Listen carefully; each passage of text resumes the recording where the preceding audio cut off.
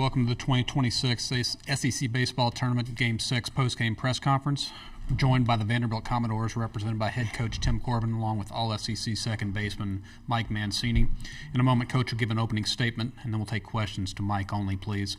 Reed and Clark have microphones, so please wait to be called upon for asking your question. Coach? Florida's pretty good. We had a tough battle with King. Knew he was good, but he competed well. Then after that, I thought their bullpen, they closed gaps when there were potential gaps inside the game. They shut us down. So from an offensive standpoint, it was tough sledding, but I think, from a pitching standpoint, we just didn't set the tone from the beginning. There's a lot of traffic out there. We were on the field a long time during the course of that game. They hit the ball hard.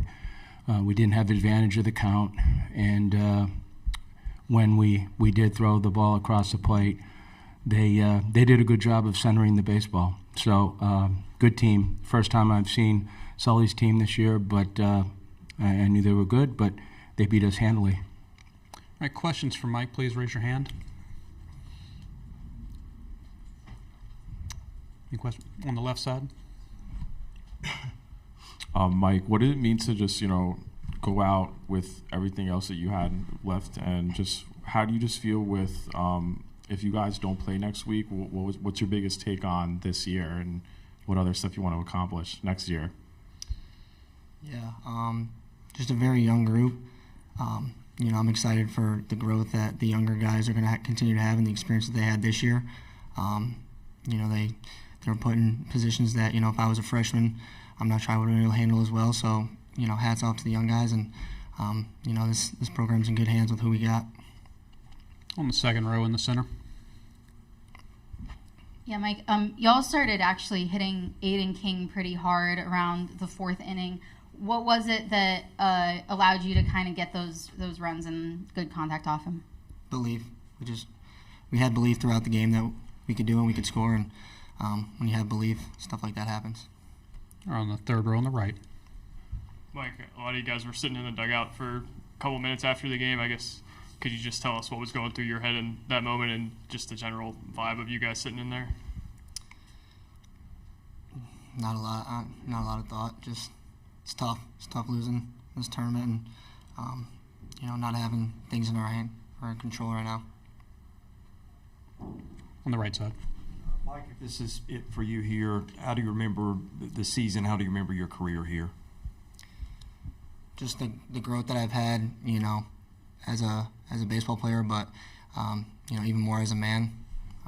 I give Coach Corbs his flowers right now. I know he probably doesn't want it, but the lessons that he's taught me on and off the field, that'll go a long way as a man and when I'm a father. So, hats off to him right now. On the right side, second row. There's a lot of talk about playing free this week, and even though you guys knew kind of what was at stake, just playing like kids and doing that kind of thing, just do you feel like you guys were able to do that, or did you guys feel any sense of what was ahead of you? Yeah, I thought when we were, between the lines, I think there was times where we tried to do a little too much, but all in all, the talks before and after yesterday's game were great, and I felt like a lot of guys were playing free. More questions for Mike? If not, Mike, thanks for your time. I appreciate it. Thank you.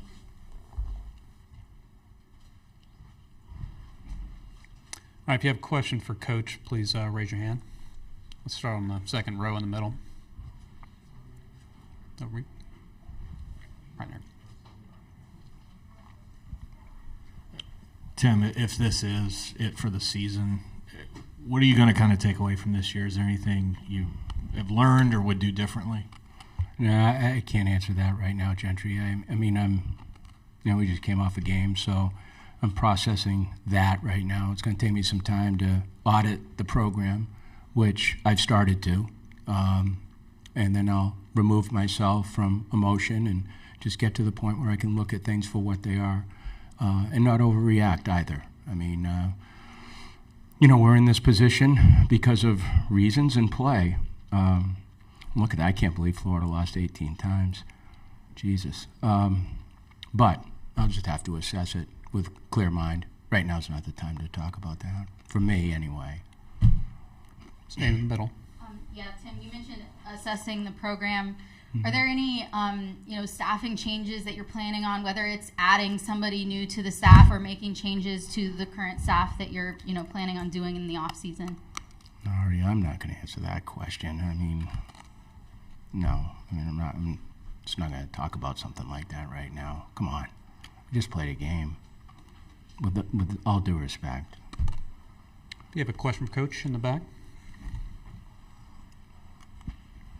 Tim, I want to go back to your Florida comment. Why are you surprised, having seen them now in person, Yeah.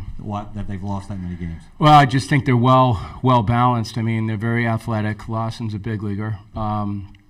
Sierra and Sirowick can hit. McDonald can too. Bowen's really good behind the plate. Stripling's got experience. Curlin's played, as a high school kid, senior. I like Sully's bullpen, and King's good. And we didn't see Peterson. I've seen him on TV, but listen, I'm not putting anything on them, but to me that looks like an Omaha team. If they're able to stay at home, even if they're not, I would not want to see them in my ballpark. That's a good team. That was a really good team. We would have had to play a whole lot cleaner to win that baseball game. On the right side, third row. Looked like you went for about 3 minutes after the game talking to the team. Is there any theme that you could kind of share with us about what you told them? No, not really. I mean, I'm just talking about the game initially, and I'm not going to talk about anything beyond that right now. I mean, organization of tonight and tomorrow, that type of thing. But no, not right now. I mean, no. I just got to put my thoughts together and get with them, and take care of the next few days, whatever those days are. But these are someone else's kids. I want to take care of them, and emotionally too. So they're feeling it. On the left side, third row. Coach, what does it mean to have a guy like Reynolds behind the dish that's been really working hard since the fall, and just saving your bullpen from yesterday, which you had to tailor from it to today? Just what it means to have a guy like him. With Reynolds, the catcher? Even if he wasn't a young kid, he's done a very good job behind the plate. His throwing numbers are very good. He's mature beyond his years in terms of intelligence and know-how. Keeps the ball in front of him. He's still learning. There's offensive skills that he's still growing. But aside from catch, he caught all 32 SEC games. So I did not, when we were going into the winter, we had him third on our depth chart. So he elevated himself. His maturity started to blossom a little bit more. And then when he was behind the plate and we gave him the ability to stay behind the plate, he just didn't want to ever come out. And we put it in his hands. He handled, and this wasn't an easy staff to handle. There was, there's some young kids. And it was a challenge, but he did a nice job. He's a good young player. Proud of him. On the front row on the left. Yeah. The sport it's in a spot where it's just changing constantly. What challenges does that present, or even opportunities? For me personally, well, I don't know. I don't want to do that right now. I love it. It is challenging. I think the balance is trying to do things in the way that you're trying to stick to your values of what you deem necessary and important inside your program, but yet at the same time, it's a balancing act in terms of getting players, whether it's incoming high school kids, being able to acquire them. Finances probably helps to that some degree. We don't dip into the portal a lot. So, and really our opportunity in the portal is, we probably have to go freshman, sophomore. We can't get a junior. So we have our own challenges that way. But, I love college baseball. I love where college baseball is. I love where this conference is.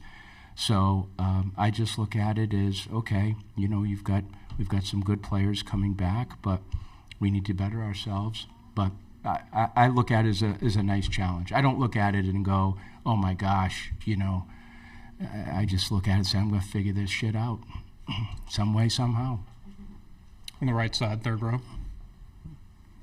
Tim, 19 years is quite a while in this sport to have that kind of regional It's a streak. child in college. I mean, when you took this job, I think they hadn't been in a regional in 20-something years. Yeah. Would you have ever thought the bar would be where it is, where, I mean, this obviously feels like it could be pretty disappointing.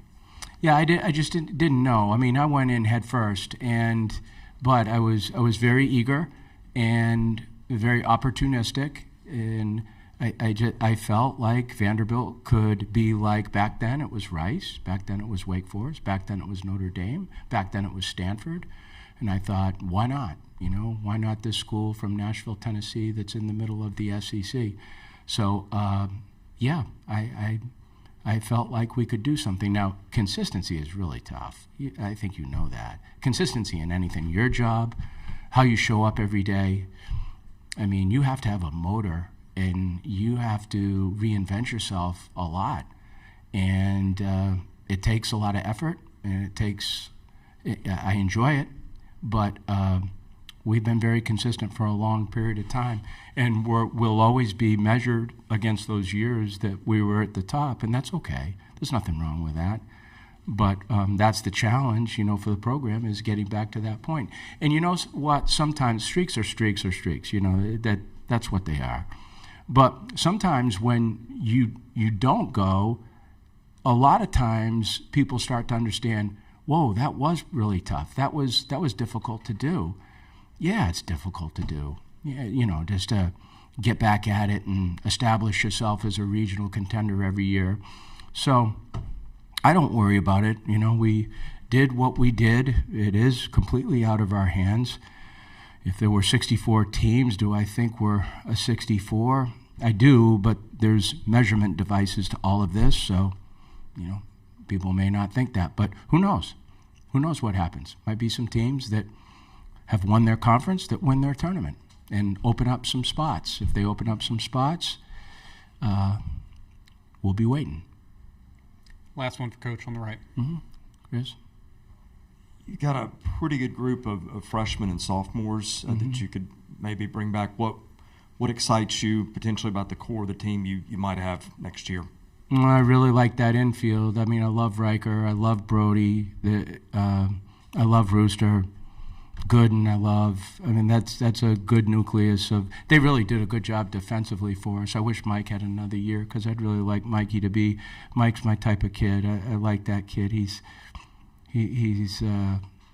cool. He's great to be around. He's tough. So yeah, I like that. I like the catching. We do have some young arms, and we'll just see what happens to the rest of them. So hopefully we can put a pretty good roster together. All right, Coach, we appreciate your time Yeah. this week. Good luck Thanks. the rest of the I week. appreciate you guys.